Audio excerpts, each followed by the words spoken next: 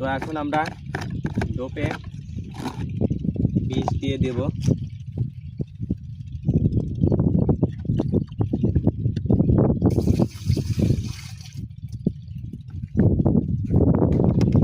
বিষ দিয়ে দেওয়ার পর এখন আমরা ডোপে পানি দিয়ে দেব।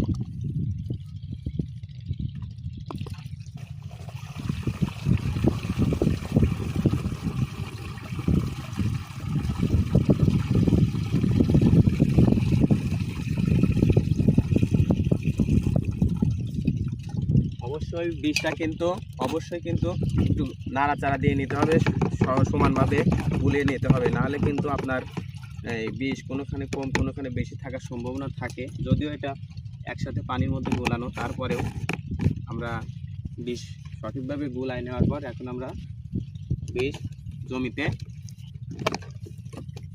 দিয়ে দেব।